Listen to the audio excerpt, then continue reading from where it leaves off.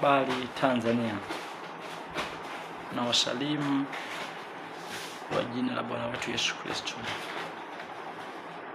Leo ni siku ya mwisho ya mwaka 2025. Kwa lugha rahisi, kila saa linaloisha leo ni saa la kutafakari zaidi kuliko hata kufanya kazi, kwa sababu tumefanya kazi zaidi ya siku 364. Leo ni saa la kutafakari. Nilipokuwa natafakari, kuna jambo nikapata ufahamu, nikaona tuzungumze kidogo. Ni kweli mimi ni muumini wa maisha kuwa watu, yaani maisha ya mahusiano, na mahusiano hayo ni aidha wa mtu na Mungu na Mungu na watu. Kwa hiyo unakuja kugundua maisha yana mahusiano, yanahusiana kuhusiana, na ukiuliza mtu aliyefanikiwa ni mtu ambaye anahusiana na watu. Ni kweli kabisa, ninafahamu hicho, lakini kuna kitu nikataka nijifunze.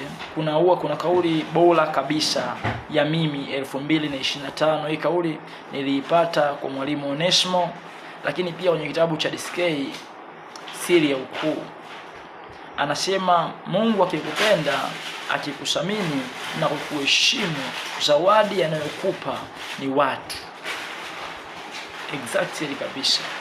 Mungu akikupenda, akikuheshimu, zawadi anayokupa ni watu.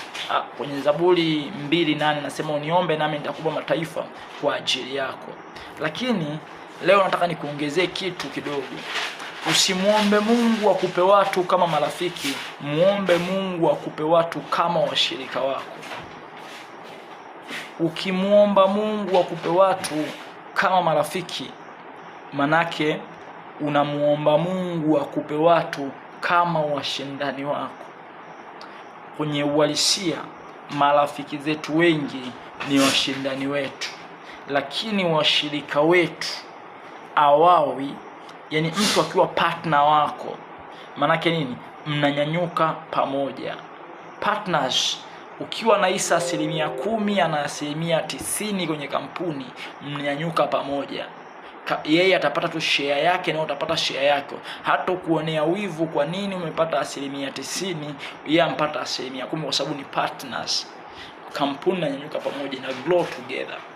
Ila ukiwa na marafiki, Mungu akikupa watu afa akupa marafiki, unatengeneza vita kesho.